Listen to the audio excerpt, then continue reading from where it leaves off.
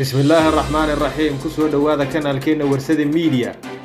iyo barnaamijkeennii dhabka hadal oo ku soo qaadan doono waa qarax weyn oo ka dhacay magaalada Muqdisho hotel lagu magacaabo Afriik oo ku yaalo kiiloomitir 4 agagaarka airport-ka weyn ee magaalada Muqdisho waxaana socota rasaastii dableyda iyo ciidamada dawladda federaalka ay isweydaarsanayeen waxaanan idiin soo gudbin doonaa xogaha ka soo bixi doona iyo khasaaraha uu geysto kala soco fadlan kanaalkeena warsada media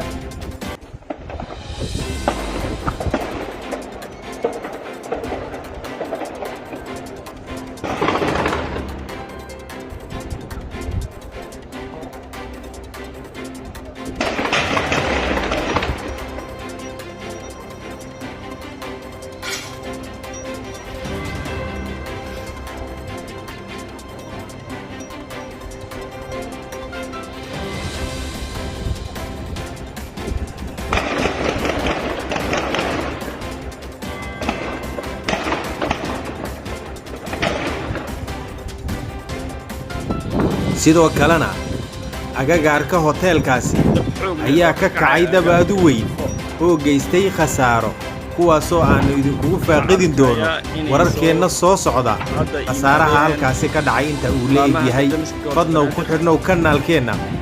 warsada media oo aanu idinkugu soo gudbin doono dhacdooyinka gudaha Soomaaliya geeska Afrika iyo guud ahaan caalamka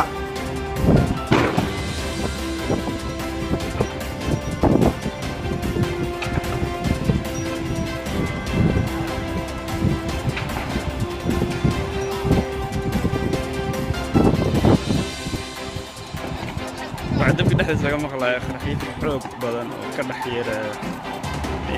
gas station gas tanks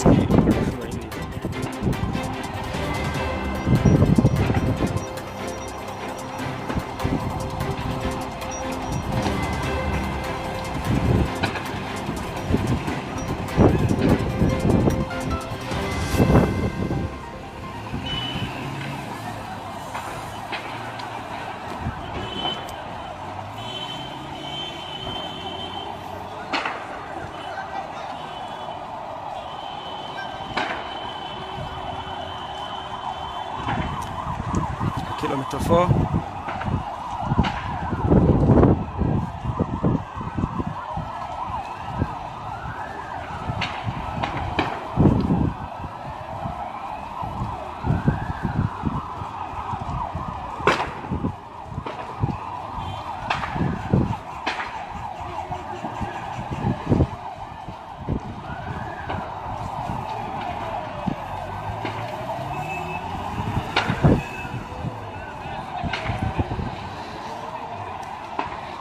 waxaa guwanaya maqaayad ku taala kilometer 4 dhanka airport-ka